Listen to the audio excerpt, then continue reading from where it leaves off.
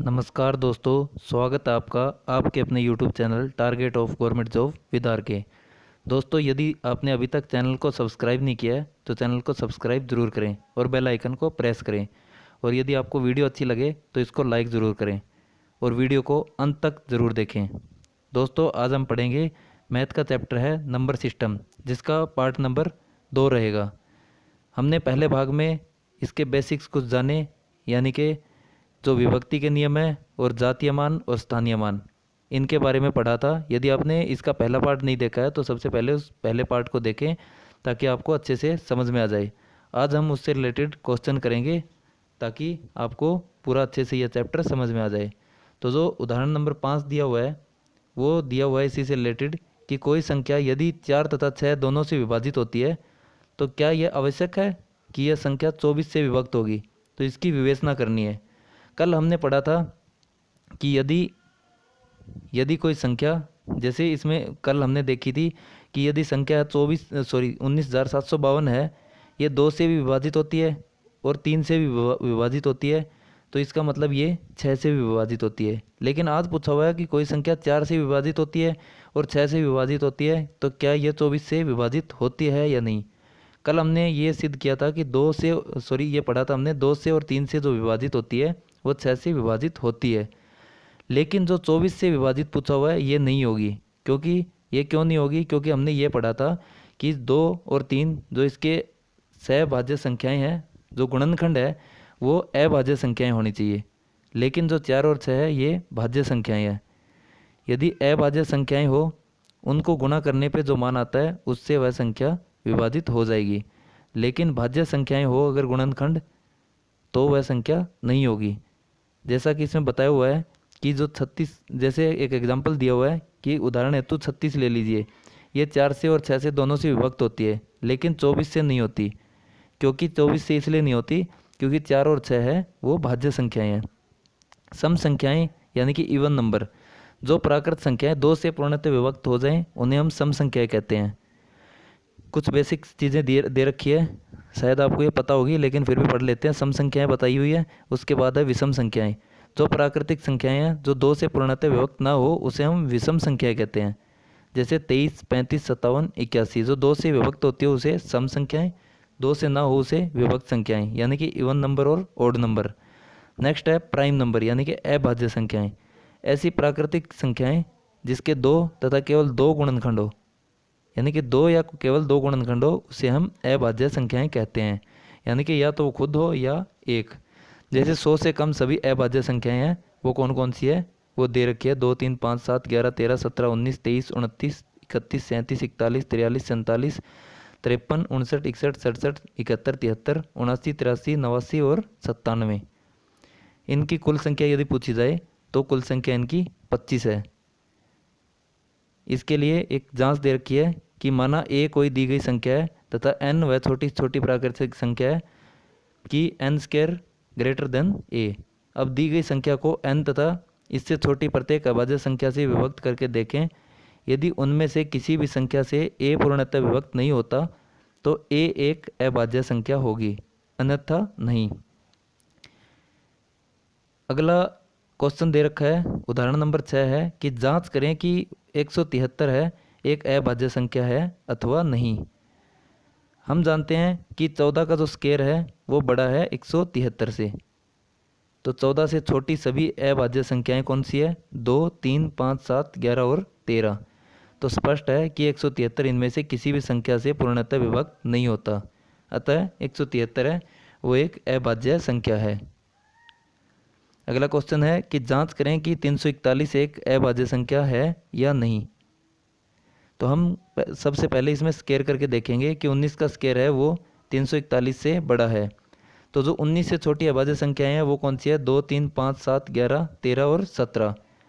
तो अब स्पष्ट है कि 341 इनमें से 11 से पूर्णतः विभक्त होता है, तो यह एक अभाज्य संख्या नहीं है। हमें यदि पता लगाना हो कि यह अभाज्य संख्या है या नहीं, तो उससे बड़ा यानी कि नेक्स्ट जो स्क्वायर होता है, स्क्वायर रूट, उसको चेक करेंगे। और जो स्क्वायर रूट होता है उससे छोटी जो अभाज्य संख्याएं होती है उनको चेक करेंगे।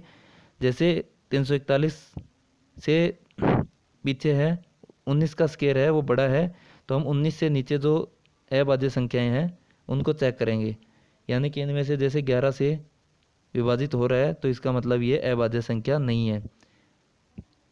नेक्स्ट है कि 437 एक अभाज्य संख्या है या नहीं, इसको जांच करना है। तो हम 21 का स्क्वायर करके देखेंगे जो कि 437 से बड़ा होगा, तो हम 21 से छोटी सभी अभाज्य संख्याएं देखेंगे, 2, 3, 5, 7, 11, 13 और 17 और 19। तो इसमें से यदि हम देखेंगे चेक करेंगे 437 2 से विभाजित नहीं होता है क्योंकि इसका इकाई अंक 2 से विभाजित नहीं है। 3 से नहीं होगा क्योंकि इसका कुल जोड़ है वो 14 है, अंकों का जोड़ है, नहीं होगा। 5 से भी नहीं होगा क्योंकि इकाई का अंक है वो 0 और 5 नहीं है। और जो 7 से भी हमारे नियम के अनुसार नहीं है क्योंकि इकाई का डबल है वो 43 के बराबर नहीं है। यदि आपको ये चीज़ें समझ में नहीं आ रही है तो इसका पहला पार्ट जरूर देखें, इसमें अच्छे से समझाया गया है कि ये विभाजित होगा या नहीं। यदि हम बात करें 11 की तो इसके सम और विषम अंकों का योग है वो भी बराबर नहीं है। तो इसी तरह आगे हम इसको देखेंगे तो ये 19 से पूर्णतः विभाजित हो जाएगा, यानी कि यह संख्या एक भाज्य संख्या है। इसी तरह एक और पूछा हुआ है जो 811 है वह अभाज्य संख्या है या भाज्य है। तो इसमें क्या है, जो 29 का स्क्वायर है वो 811 से बड़ा है, तो 29 से सब छोटी जो सारी अभाज्य संख्या हैं उसको हम डिवाइड करके देखेंगे तो हमें पता चलेगा कि 811 इनमें से किसी भी संख्या से विभक्त नहीं होगा, यानी कि यह एक अभाज्य संख्या है। नेक्स्ट बता रखा है संख्याओं में भाग संक्रिया यानी कि डिवीजन ऑफ नंबर। माना किसी संख्या को ए संख्या को बी से विभक्त करने पर भागफल है वो क्यू तथा शेषफल आर है, तो हमें क्या प्राप्त होगा, A is equal to B Q plus R, यानी कि हम बी और क्यू को गुणा करेंगे तो हमें जो आर शेषफल मिलेगा वो ए के बराबर होगा। इसमें ए है वो भाज्य है, बी भाजक है, क्यू है वो भागफल है और आर है शेषफल है। इसको अच्छे से समझा रखा है हमने, इस तरीके से बहुत सारी भाग किए। इसका मतलब क्या हुआ, जो भाज्य है वो भाजक गुणा में भागफल प्लस शेषफल के बराबर होगा। इससे रिलेटेड कुछ एग्जाम्पल दिए हुए हैं, जैसे 1043 को किसी संख्या से भाग देने पर भागफल 11 तथा शेषफल 20 प्राप्त होता है, तो भाजक ज्ञात करना है। अभी अभी हमने पढ़ा है कि जो भाज्य है वो भाजक गुणा में भागफल प्लस शेषफल के बराबर होता है, तो हम इसी को उसी के अनुसार रखेंगे। तो भाजक है वो इस साइड रखेंगे तो भाज्य माइनस शेषफल बटे भागफल, यानी कि यह फॉर्मूला हमारे पास निकल के आता है। भाज्य 1043 है, शेषफल 20 है और भागफल 11 है, तो हम 1043 में से 20 को घटाएंगे तो 1023 बटे 11 और इसको काटने के बाद हमारा आंसर है वो 93 निकल कर सामने आएगा।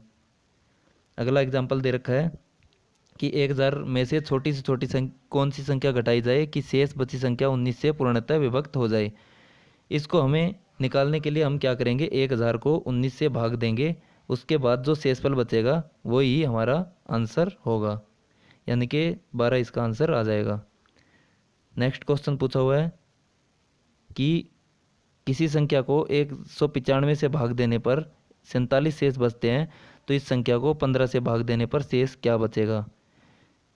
माना कि संख्या को 195 पर भाग देने पर भागफल है वो क्यू तथा शेषफल 47 बचता है, तो हम इस फॉर्मूले में रखेंगे तो क्या होगा, 195 गुणा में भागफल यानी कि हमने क्यू माना हुआ है और शेषफल प्लस करेंगे हम, यानी कि जो भागफल है उसको हमने क्यू मान रखा वो रखेंगे और शेषफल है वो प्लस करेंगे 47, यानी कि 15 इंटू में 13 क्यू प्लस 15 गुणा में 3 प्लस 2, यानी कि 15 गुणा में 13 क्यू प्लस 3 प्लस में 2, यानी कि जो संख्या 15 से भाग देने पर भागफल है वो 2 आ जाएगा।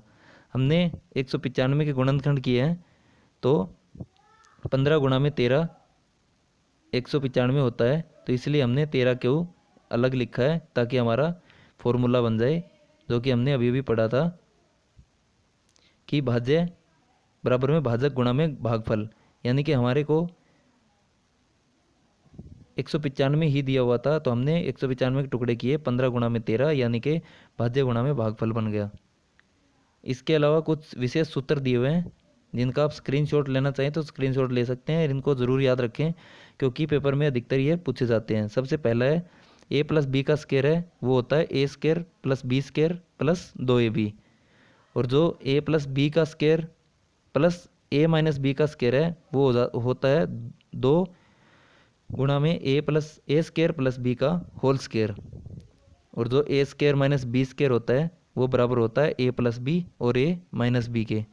और ए माइनस बी का होल क्यूब होता है A cube minus B cube minus 3ab into में ए माइनस बी, और A cube minus B cube होता है A minus B into A square plus A B plus B square के बराबर होता है।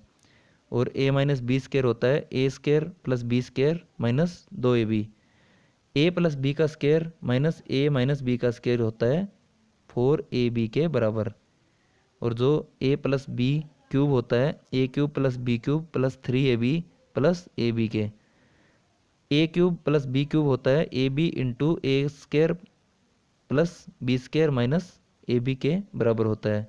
इसका स्क्रीनशॉट ज़रूर लें ताकि आपके एग्ज़ाम में इस तरह के क्वेश्चन आए तो आप उसको बिल्कुल ना भूलें। मैक्सिमम एग्ज़ाम में इस टाइप के फॉर्मूले भी पूछे जाते हैं खालिस्तान दे के, जो कि हम छोड़ देते हैं।